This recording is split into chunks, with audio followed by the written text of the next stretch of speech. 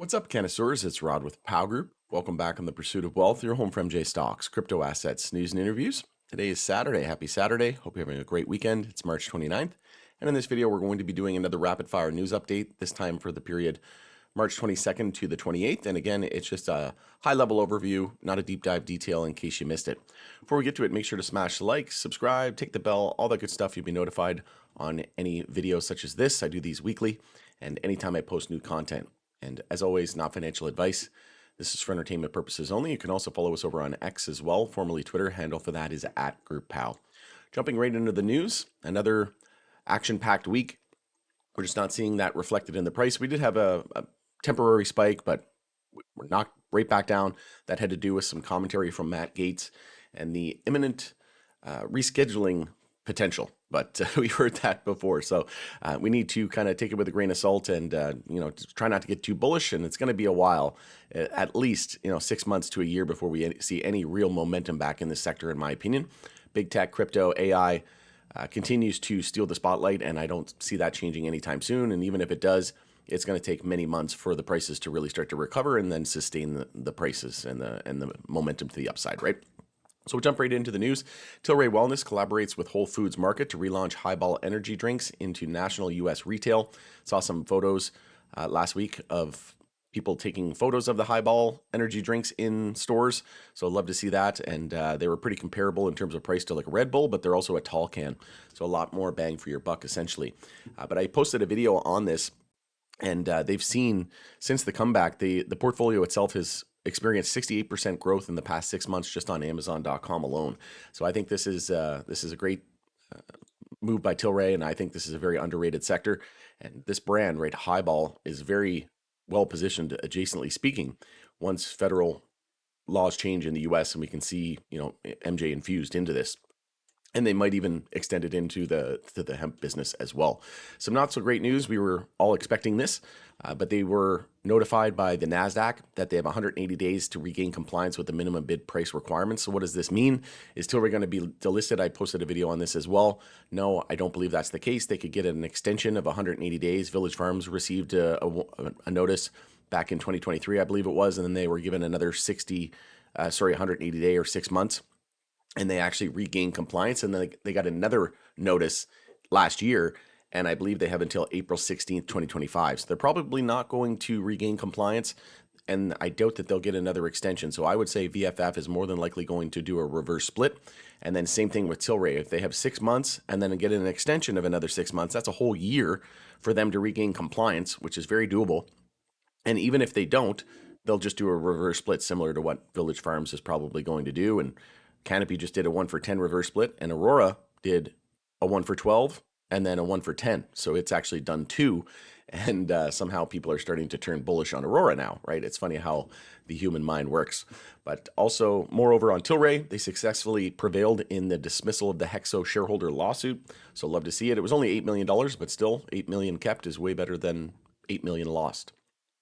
Also, Tilray Brands is set to announce third quarter fiscal 2025 financial results on April 8th, 2025. Getting a lot of people wondering if this is a mistake. You have to remember it's fiscal third quarter. It doesn't mean the actual calendar year. So, we're in the first quarter here, approaching the second quarter. But you have to remember that calendar quarter is different than fiscal. Some companies have different year ends, right? So I'll be doing an earnings prep video on this as well and looking forward to it.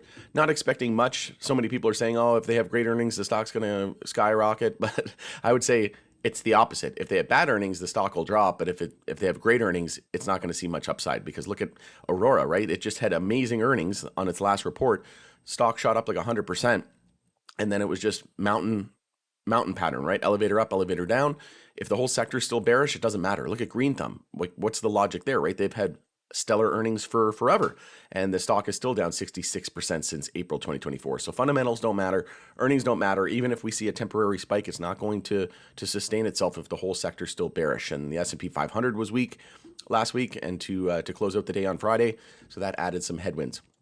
Also, Entourage Health gets shareholder approval to go private. So that's an interesting development. Also, Flora Gross sees revenue drop across all businesses in 2024.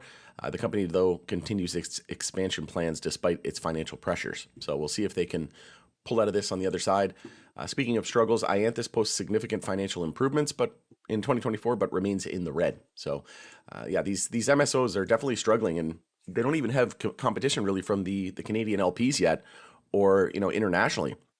So just imagine, Canopy, I guess you could argue, is already in the US because they acquired Acreage through their Canopy USA. So Acreage and Jetty and Wana. So I think this is just a sign of the times, and it's gonna get a lot worse for these MSOs, right? There's a lot of competition just in the US alone from their peers, and price compression, all of this stuff. Like, you have to remember what these companies learned in Canada, right? A lot of people are saying, Canada is garbage. The LPs are garbage. Well, a lot of these growing pains, no pun intended, they're going to be experienced by these companies in the US as well. And you hear a lot of these producers in Canada, they say, we're focusing on Canada, and people are like, why? And it's because you don't know, going into these markets internationally, are they going to do tariffs? Are they going to walk some of the policies back, right? Are they going to kind of flip on a dime on you? Are you going to experience a lot of the same price compression and the same issues that we went through in Canada? More than likely, right? So why would you leave a mature market that already went through the growing pains and is starting to come out the other side of it? And it just doesn't make a whole lot of sense. So I would just be very cautious with these U.S. names and be very selective with companies that you're going to pick in the U.S. Also, intoxicating hemp market is under threat of extinction following 7-year boom. So there's been a lot of chatter and talk around intoxicating hemp and hemp-derived products. At the end of the day, it's going to be a while. It's going to be at least 6 months, I think, before we see any kind of movement on the Farm Bill. It was given about a year delay, essentially. So nothing's going to happen, I would say, at least for the next 6 to 12 months.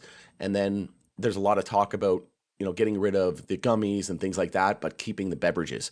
So, there's a reason why I think a lot of these companies are only in beverage. Like Tilray, for example, only has hemp-derived beverages, right? They don't have any gummies.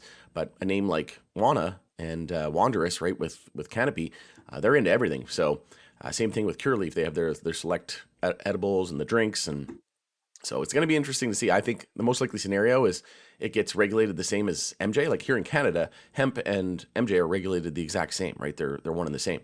So in the US, I would expect it would all eventually be regulated the same. But yeah, beverages should prevail.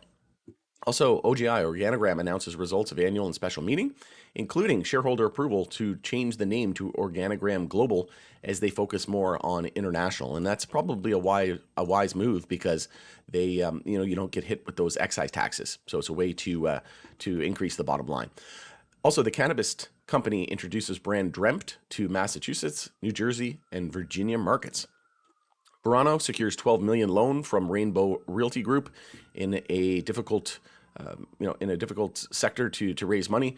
This is definitely good to see. I don't own any Verano. I own it indirectly. I own a very small position on MSOS, which we have some news coming on that and an opinion on that from Mr. Alan Brockstein. We'll discuss that in just a moment. But struggling MSO Schwaz, I think that's how you pronounce it. I never really knew how to pronounce that name, but I'm pretty sure it's Schwaz. Defaults on restructured debt. I've seen a lot of influencers talking about this company and how it was great, and yeah, you can't just look at the numbers, folks. If you're looking at a high growth sector like this and you're just looking at the numbers, you have to look at where the company's going, what the competition is like, what the market dynamics are like. It's not just all about the numbers, right? And if it was, Green Thumb wouldn't be down 66% since April. Right. So again, there's going to be a time where it comes to, where it's very important to look at value investing. But just like Warren Buffett missed Apple, just like some of these companies, these stellar companies that we know changed the world, right? That made a dent in the universe. A lot of the value investors didn't understand it. They couldn't get past the current numbers, right? And it goes the same both ways. Just because they have good numbers today doesn't mean they'll have good numbers tomorrow. What's the competition like? What's the price compression like? What's the market dynamic? What's the landscape in the U.S.? What's the landscape across the whole entire world?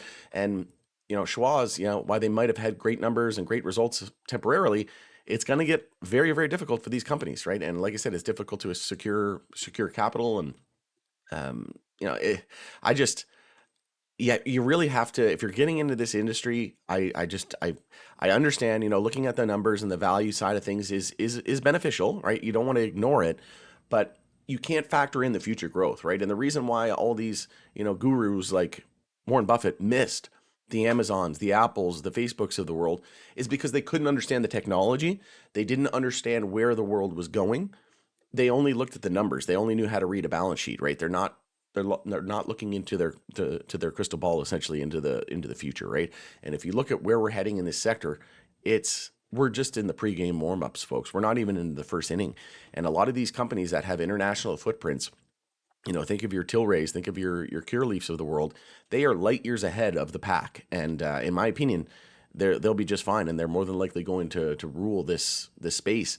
And you have and SNDL as well, another big name with a ton of cash. Kronos. When these companies in the U.S. start to default, which they are, and start to show struggling, signs, which they are, they're going to be able to come in here and scoop them up for pennies on the dollar eventually. And especially once it becomes legal in the U.S. and federally permissible, there'll be nothing stopping them, right? And you have to wonder if this is all just kind of a part of the plan to, make the tier ones, right? To all the ones that are backed by big alcohol and tobacco, just delay, reform and legalization as much as possible, so that all these smaller producers drop like flies, saying that we gave everybody the chance, right? Social equity and all this stuff, and the mom and pop shops, and then just tax them out of existence. And eventually, they'll be able to scoop them up for pennies on the dollar. It seems definitely, in my opinion, like that's what's happening. Also, Glasshouse breaks into profit with 721K in 2024.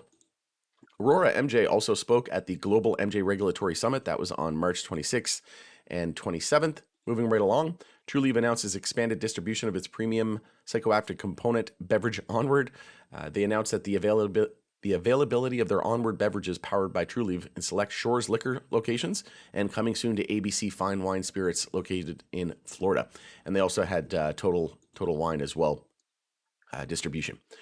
Planet 13 posts 47.8 million loss for 2024, but they did see increased revenue. And moreover, on Planet 13, they opened their 31st Florida dispensary in Port Richey. Congressional MJ Caucus co-chair says she's working on several pieces of MJ legalization. So we'll see. This is none other than Dina Titus. And there's a lot of movement in, even though there's no real results, there's movement, there's chatter, there's bills. That's a good thing, right? The more that it keeps coming up, it's just a matter of when, not if, right? Also, here's the article I was discussing earlier. This is Alan Brockstein. So new MJ Ventures, the largest MJ ETF should be sold, and he's talking about MSOS plunging to all-time lows.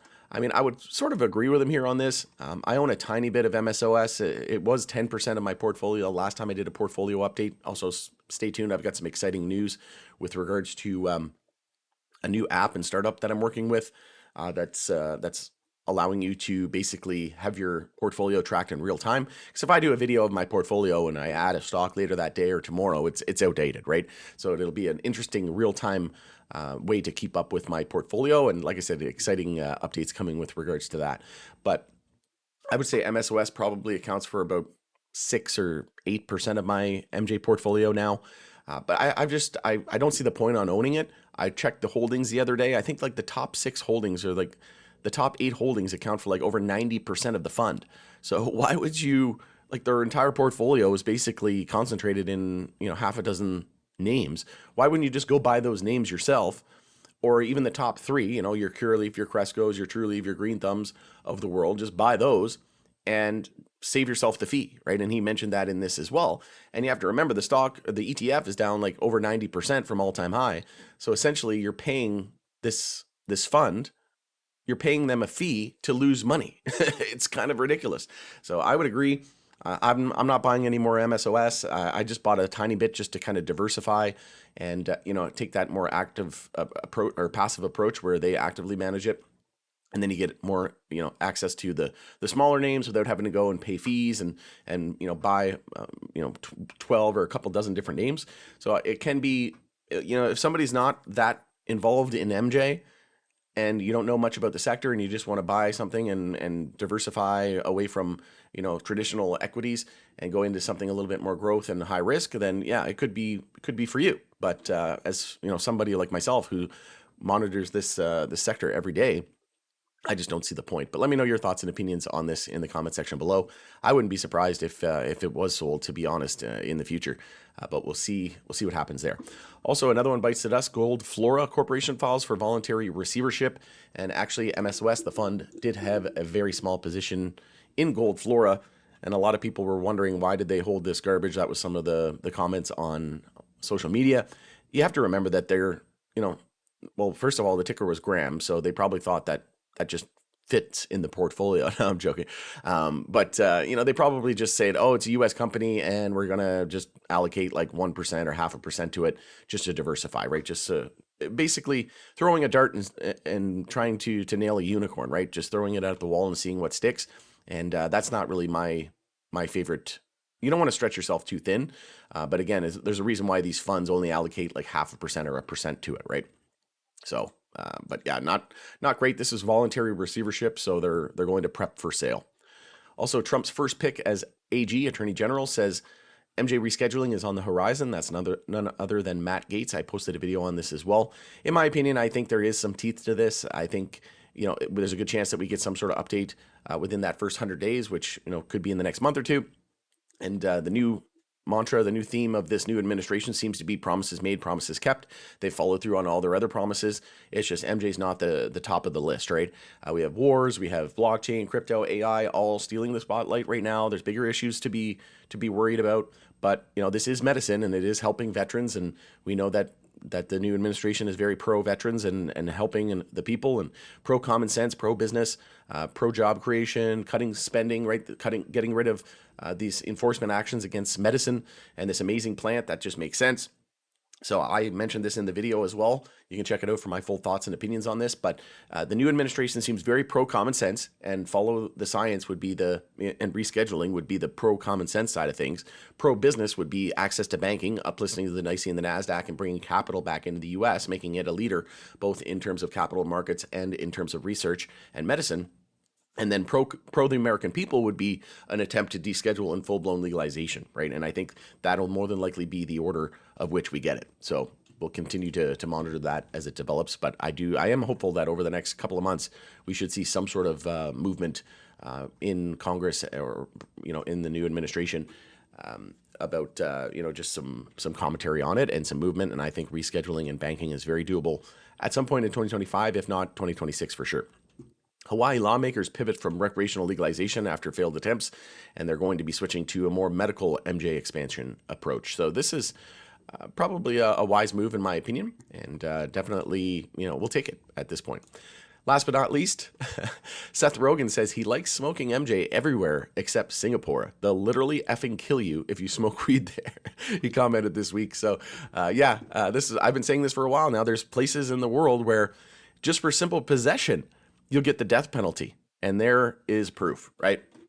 So when people look at this industry and they can't fathom why stocks are down 80, 90%, it's because places still offer the death penalty, right? Like there's so much stigma and propaganda and just, like red tape and asinine rules and regulations and ways of thinking. And, this is medicine, right? It's going to take a long time for this sector to really hit critical mass and full-blown adoption, right? So we just have to be patient.